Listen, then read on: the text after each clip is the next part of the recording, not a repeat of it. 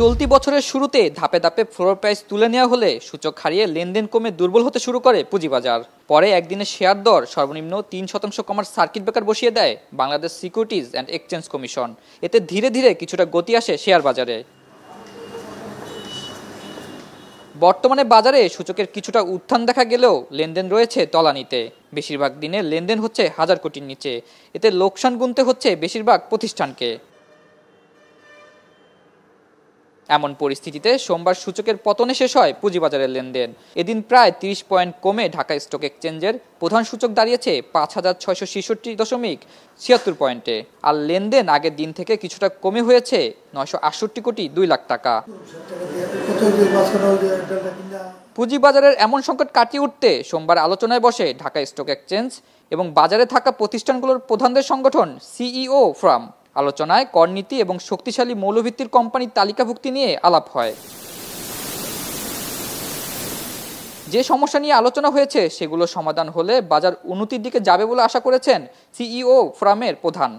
ট্যাক্সের কাঠামোর বর্তমানে যেটা আছে সেইটা আমাদের কাছে আমাদের জন্য কিরকম এফেক্টিভ, বা এটাকে যদি মডিফাই করা হয় কি ধরনের মডিফিকেশন আসলে বাজারের জন্য পজিটিভ হয়, এটা আমাদের গবেষণা অনুযায়ী আমরা যেরকম হচ্ছে সেই বিষয়গুলো আমরা চেয়ারম্যান মহোদয়কে অবহিত করেছি, যাতে যেহেতু ডিএসসি ক্যাপিটাল মার্কেটের অভিভাবক, ডিএসসির মাধ্যমে আমরা এই প্রক্রিয়াগুলো এগিয়ে যাক সেটা আমরা চাই।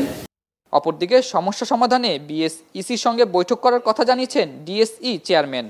সেই সঙ্গে কোনো কৃত্রিম নীতি বা আইন ছাড়াই পুঁজিবাজারকে স্বাভাবিক রাখতে কাজ করা হচ্ছে বলে জানান তিনি।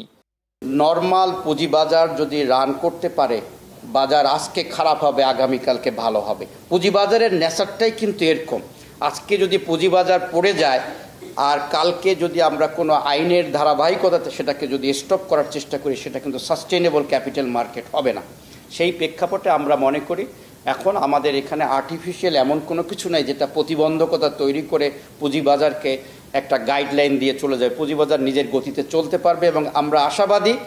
স্বাধীনভাবে কাজ করতে অনিয়ম বন্ধে প্রয়োজনে আইন সংশোধনের কথাও জানান তিনি। রুলস রেগুলেশনস এখন পরিবর্তন। স্বাধীনতা করা মানেই তো একটা শব্দ না, এর সাথে আমাদের অনেক রুলস রেগুলেশনস রিস্ট্রাকচার করতে হবে। তা নিলে কিন্তু আমি মুক্ত হাতে কাজ করতে পারবো না। আগামী দিনে ভালো কোম্পানি তালিকাভুক্তিতে এবং শেয়ার বাজারে বিনিয়োগ বাড়াতে একসাথে কাজ করার কথা জানান সংশ্লিষ্টরা। আতাউর নিয়ন, এখন, ঢাকা।